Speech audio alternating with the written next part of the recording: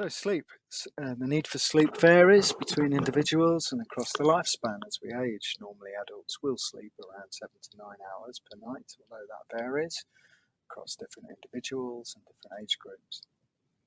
And interestingly, we do spend between a quarter and a third of our lives asleep. We consider that our average life expectancy for males and females in the region of 80 years, which means that we'll all be sleeping for about 20-25 years. Most of us love to sleep. We love a lie-in, love a good night's sleep, and most of us don't do well without a good night's sleep. And sleep is not just the absence of wakefulness, it's a complex and multidimensional state.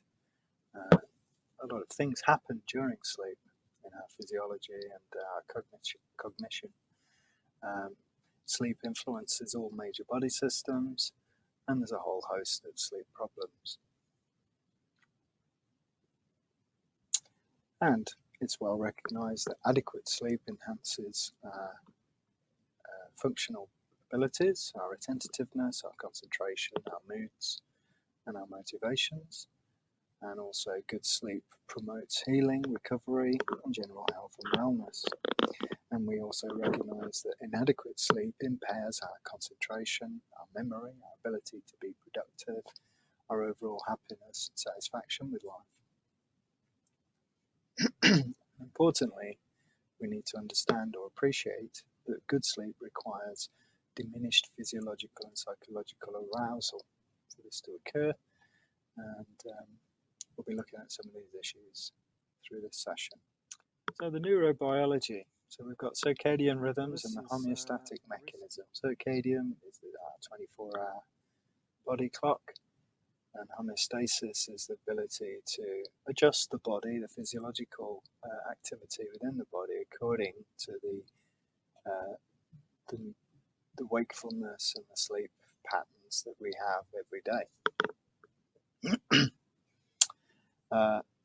Much of the sleep and wake states are produced in the higher centers of the central nervous system, so the brainstem, hypothalamus, the thalamus, and the forebrain, or the front part of the cerebral cortex. And so this neurocircuitry is under circadian control. It's active during the day, while the sleep-producing effect and homeostasis influence, which drives the potential for sleep and abates during sleep. So this is a constant, frequent, homeostatic changing in wakefulness and sleepiness. And there's a whole load of internal and external influences over that cycle. And if we look at this, this is kind of a biological clock in terms of what's happening during the day to our body. Peaks of activity, sharpest rises, when we're most alert, when our blood pressure tends to be higher, when we start to get a release of key hormones involved in the sleep cycle, when we may well be experiencing our deeper sleep, when the body temperature drops, and then when hormonal levels begin to reduce, which then encourage the body to return back to a wakeful state. So they're suggesting, this is from jamesclear.com, that circadian rhythms are influenced by three major factors. So presence of light and exposure of the person to light, particularly through their visual receptors, the optic nerve, the time of day, and the release of melatonin. So probably light is the most significant pace setter of circadian rhythm. Staring into bright light for 30 minutes or so can often reset the circadian rhythm, regardless of what time it is. So that's kind of a key point to recognize regarding light and sleep, and trying to give yourself the best environmental situation for sleep, recognizing that light is something that is going to impair your ability to go to sleep. The time of day, so there's a schedule, there's a regularity, there's a clock, and it's a cycle. And then melatonin, which is a hormone released from a tiny gland in the center of the brain called the pineal gland, part of the endocrine system. And this is the hormone that automatically kind of instigates a certain sedative effect on the body, kind of reducing arousal, reducing body temperature, slowing things down. And so we can now look at the stages of sleep. So stage 1, so this is within the first few minutes of falling asleep, we have a set of brain waves. Now brain waves, there's a whole load of different types of brain waves.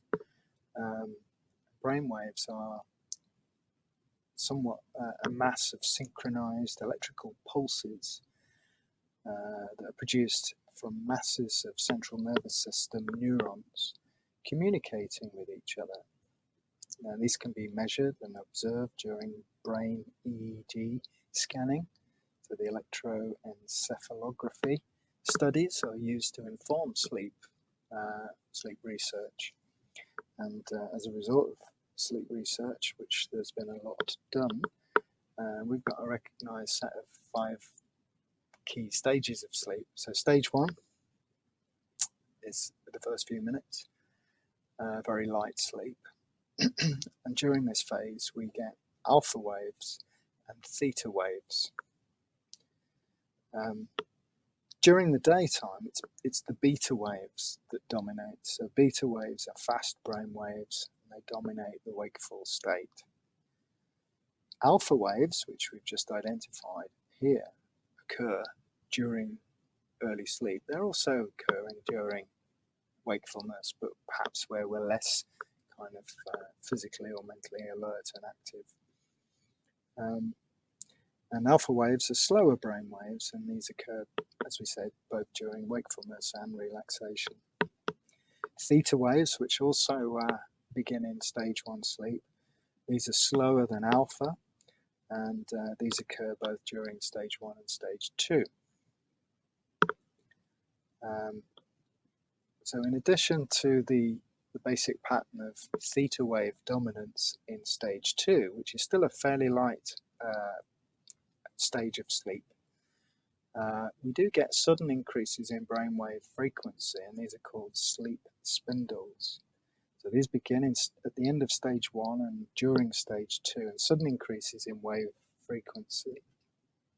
And then gradually these waves begin to slow down as the sleep deepens. So we settle into the end stage of stage 2, and then as we move with the presence of these sleep spindles, we then move into stage 3.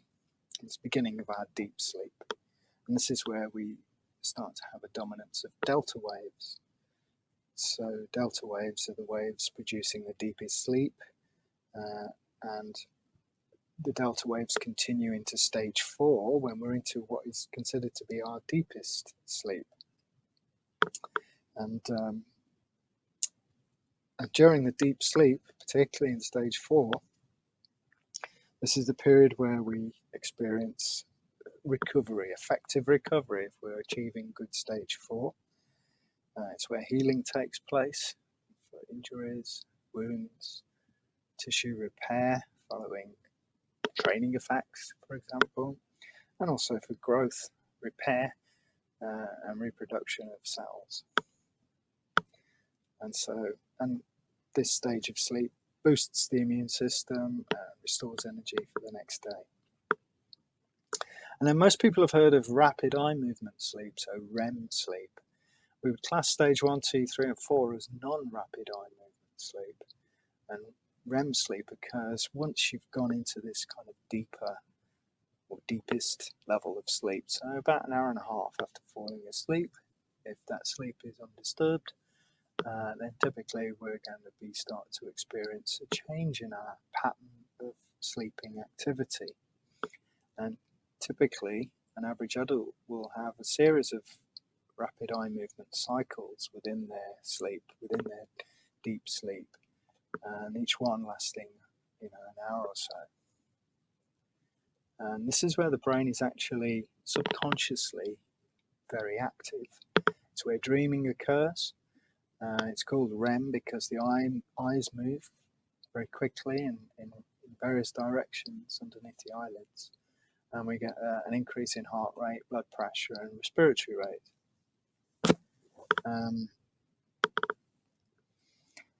And you might say that during REM sleep, this is where we might get our unconscious reflection and analysis and where connections take place.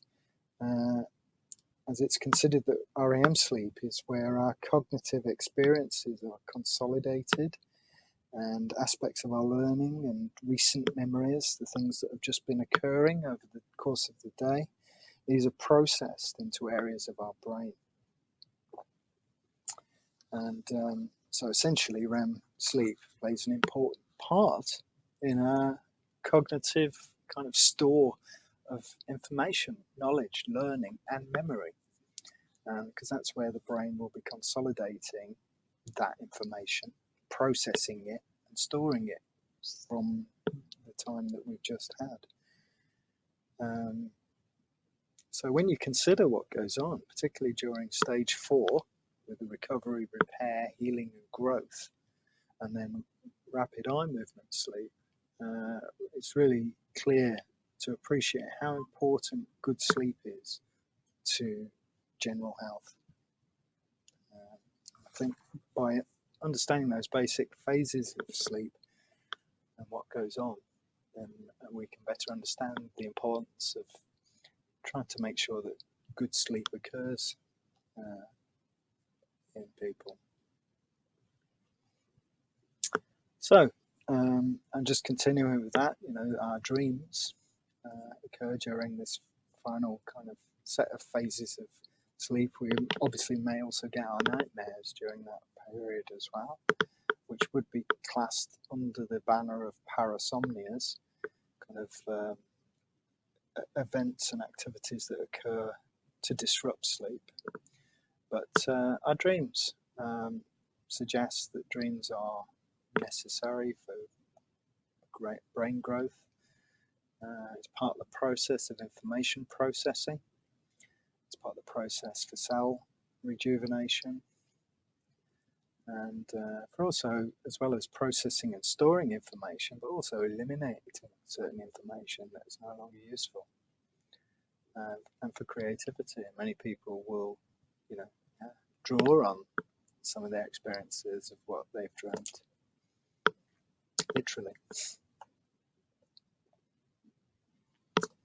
So, a few points further on the stages of sleep. It's important to note that 5 stages last for different durations at various ages in various populations. An infant sleep cycle will look quite different to that of an adult.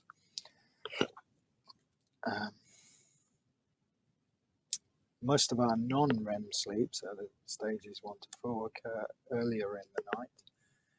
And also, if we're having a deeper sleep, then the length of REM periods tend to increase as the night goes on. There's quite a high probability, if we're having a full sleep, that we are likely to be awoken from a dream in the morning. There's an area within the hypothalamus, which is this kind of key center in the brain that's kind of partly neural and partly endocrine. Center in there called the suprachiasmatic nucleus, the SCN. And this is a responder to inputs from the optic nerve. So the light signaling that's traveling in through our visual receptors, those messages eventually reach the SCN, and they contribute towards stimulating the internal clock that it's time to be awake.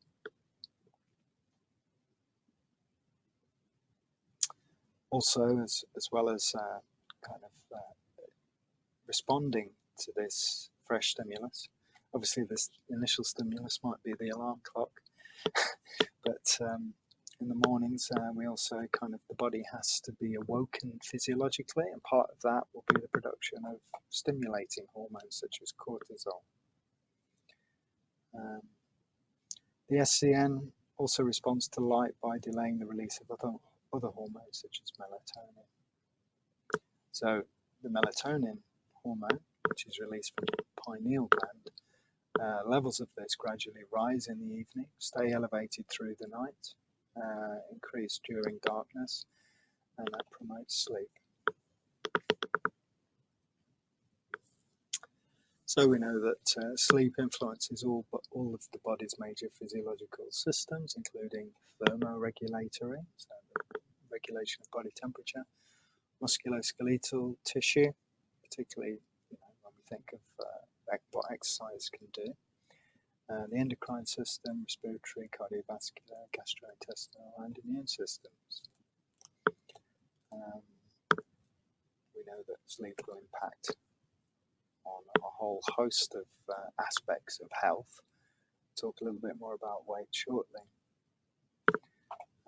Many of the relationships with sleep are bidirectional. So many of these physiological systems also influence how well we sleep. So as much as sleep if we're getting good sleep, a positive influence on these systems, then equally the systems themselves have an influence on how we sleep. So we refer to this as bidirectional. So if we're not looking after our individual system health, then that can have negative impacts on sleep. And quite often it's a vicious cycle where both are affected, so both poor sleep and poor system health.